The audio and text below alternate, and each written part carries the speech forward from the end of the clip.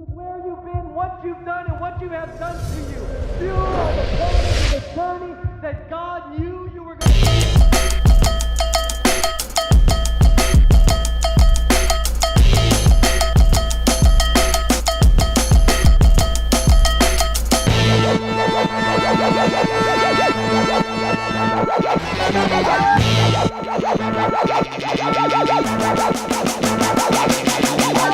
But I'm not going to preach to you today. I just want you to turn to Acts chapter 5. I told Tina, yeah, I know, I just said that, right? It's like Tina's 5 favorite songs, right? Every song's like her favorite. I'm not preaching to you, but I kind of am. But I offered to give her, all 45 minutes or so, but she's practicing for a 20-minute message, so she just gave that to you in 20 minutes. And it was powerful, and I just want to jump off of that for one thing. And if we could get the worship team to go ahead and come on up, because I'm not going to belabor this. But I want you to turn to Acts chapter 5. We are in a series called The Movement. It is 1 year in the book of Acts from beginning to end, and it's all about becoming the church that God intended when He first created it. How many of you know that God is not like a human being? He does not need a process of perfecting. Human beings need a process of perfecting. We start with a prototype, and then we go through different revisions and drafts to get to a final product. But God doesn't need that. His prototype is His perfect type. Whatever He creates perfect the first time. He didn't create Adam and Eve and have to go through a process of perfecting. Adam and Eve was exactly what it was supposed to be the first time. So when I read the book of Acts, I'm not reading about a prototype church. I'm reading about a perfect type church. And it wasn't that they were perfect, because every church is made up of human beings. And as long as we live in this age, human beings will be imperfect, therefore the church will be imperfect. If you are rolling along from church to church to church looking for the perfect church, you're not going to find it, because as long as church is made up of people who are imperfect, the church will be imperfect. But you're not there for the perfect church. And if a church was perfect, it wouldn't have anybody. It'd be useless. But the reason why you go there is not so that you can find perfect people to be around. You are there so you can come in communion with a perfect God. And a perfect God is perfectly possible to be communicated through imperfect people. And you're just going to have to get used to the imperfect people communicating the perfect God. Because if you can't accept the imperfect people communicating the perfect God, you can't accept yourself to be able to communicate the perfect God. But in Acts chapter 5, verse 17, it says this: the high priest and his officials, who were Sadducees, were filled with jealousy. That sounds like the beginning of a rap verse. Sadducees were full of jealousies, just like the Pharisees, full of fallacies, right? It's like the beginning of a rap. I'm sorry, I like hip-hop. I'm sorry, what can I say? They arrested the apostles and put them into public jail. Let me tell you something. Jealousy will imprison you like nothing else. Jealousy is a possessive sin. Jealousy is when you think something belongs to you and you don't want to share it with anything else. If you're jealous over your spouse, if you're jealous over your job, if you're jealous over the affections of your boss, if you're jealous over a friendship, whatever you're jealous over, you will imprison. But an angel of the Lord came at night, opened up the gates of the jail, and brought them out. This is the beauty of the gospel. There is nothing that somebody can imprison you in that God can get you out. And when God gets you out, sometimes He doesn't do it in the bright light of day when everything is good and you see it all. Sometimes He comes in the middle of the night when you can't see anything. And in the middle of the night is when we start to panic. When things are going bad, that's when you get freaked out. When things aren't going the way that you thought and you have no vision, you can't see what's up, what's down, you're stuck in the middle of the jail of your mind or your heart or whatever it is, you'll try to concoct ways to get out, to get yourself out. And when you can't see it, you're going to take it into your own hands. But in the middle of the night, if you'll just sit still, I don't know who this word is for, but if you'll just sit still, don't panic, don't freak out. God has already devised your way out. Then the angel told them, go to the temple and give the people this message of life. Tina just said that you should ask yourself, What problem was I put on this earth to solve? Every one of you has been put on this earth to solve a problem. And when you understand that, you realize that there's no such thing as useless people. Every one of you was put on this earth for a reason. And here the angel says, hey, I'm going to answer your prayer. I'm going to get you out of your imprisonment and your bondage. But I'm not getting you out just so you can run around and dance around and say, I'm free. There is a purpose and there is a reason to why I need you out there. There is a reason why I have to give you deliverance. This is not about you. This is not about what you want and how you want to do it and how you want to live your life and how you just want to go home and go to the movies and just go to church on Sundays and just have your cake and eat it too. And you can have God on Sunday and myself on Monday through Saturday.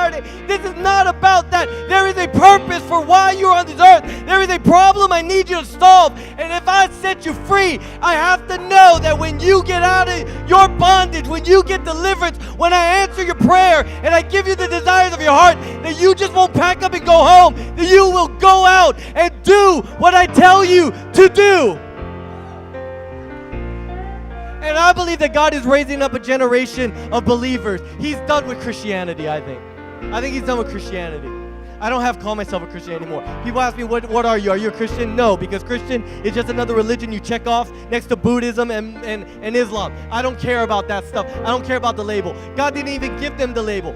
Pagans gave them the label Christian. You know what I call myself? I'm a follower of Jesus. I'm not saying if you call yourself a Christian, that's bad. I'm saying that God is raising up real believers again.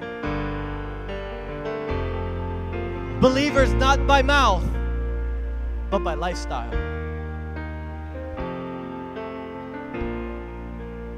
Who will not just call themselves a radical, but sit in the comfort of home. But the ones who will get out of bondage and go right back out to preach the gospel of life. The simplicity of the gospel is this: there's only one solution.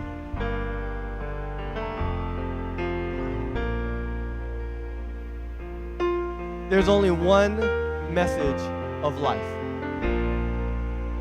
and he has a name. The longer I do this, the more I realize that the world doesn't need my biblical degree. It's important for me. I need to know how to rightly discern what is God and what isn't. But the world doesn't need my terminology. The world doesn't need all of the classes that I took. The solution is so simple. And God is not looking for geniuses who can figure out new ways to reach the world.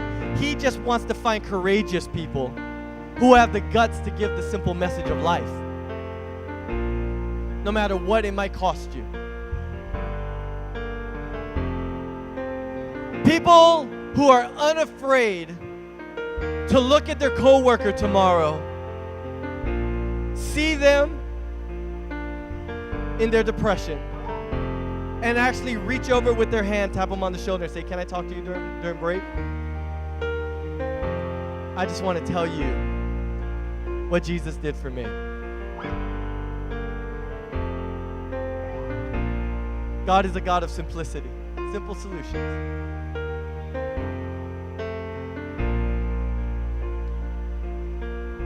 And I think he's just tired of the way we do it, the way we do Christianity. I think he's tired of it. I think he's like, is this what I came and died for you?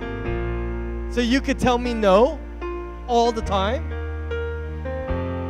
So you can tell everybody, I'm praying for a move of God, as we go back every Sunday to the same churches that go through the motions and have no passion. And we go there every Sunday because it's what's convenient for us, it's what's comfortable for us. But we have the audacity to then turn around and tell God, I want something radical.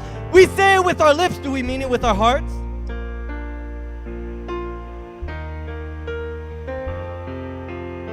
You say, but God, you don't know. I gotta make a living. I can't give myself 24/7. I don't have time for that. I gotta pay my bills. But then he says, if you seek first the kingdom of God and his righteousness, all these things will be added to you. But God, you don't know the dreams that I have that I want to accomplish. And if I do that, if I take a chance, I'm risking all of my dreams. But then the Bible says, delight yourself in the Lord and he will give you the desires of your heart.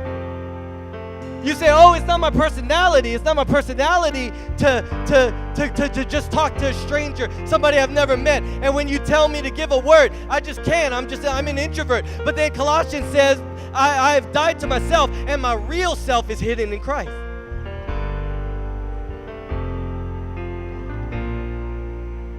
But you say, Jesus, well, I'll give you this part of me. I'll give you as much as I can, but I don't know if I can give you all. But then Galatians says, for I have been crucified with Christ, therefore I no longer live, but Christ lives in me, and the life that I now live is in the faith of the Son of God who died for me.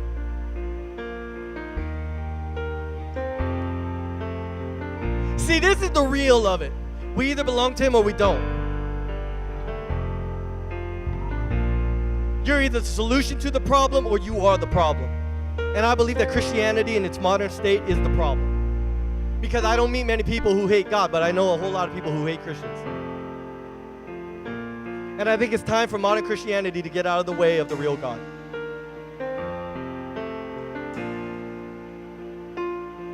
So everything is changing. We're about to take a whole bunch of risks. We're about to do something crazy today.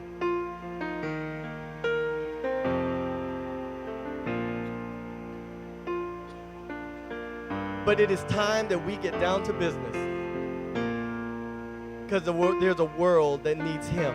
And if you're afraid of what other people might think, if you're afraid of what it'll cost you, if you're afraid,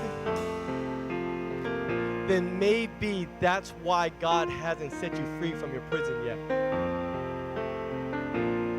Because maybe he knows that if he sets you free from your prison right now, you won't go out and obey him. You'll just pack up and go home.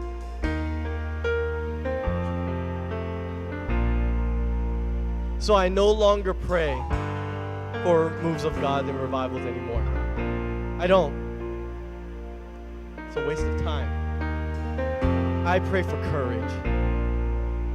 Courageous believers who will pick up the cause of Christ, pick up your cross, and follow him.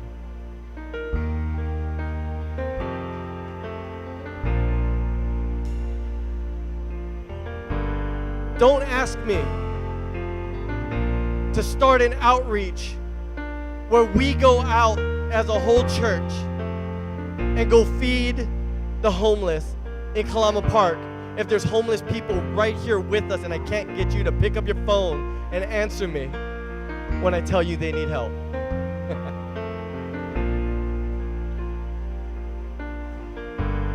Don't tell me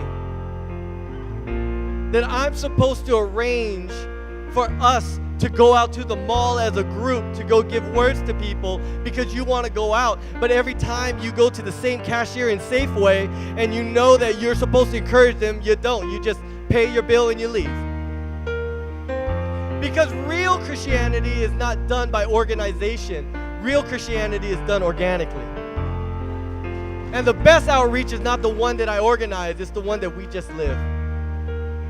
And if every single one of us will be just that, we will be the solution to the problems of society. Every one of us is the solution. Every one of us is the answer. Every one of us has the message of life inside of us. And the power of the messenger is not in the person. I get my mail delivered and my UPS delivered by all kinds of different people. But I don't really care who delivers my boxes because it's not the messenger that's important to me. It's the box. It's the message. Don't tell me that you're disqualified and you're not qualified to give the message of the gospel to the people around you. Don't tell me your sin is too great. Don't tell me that your issues are too real. Don't tell me that you are not complete, that your parents told you you're inadequate. Don't tell me that everything around you says that you're not worthy. Don't tell me that your circumstances have disqualified you. It's not about the messenger. You carry the message.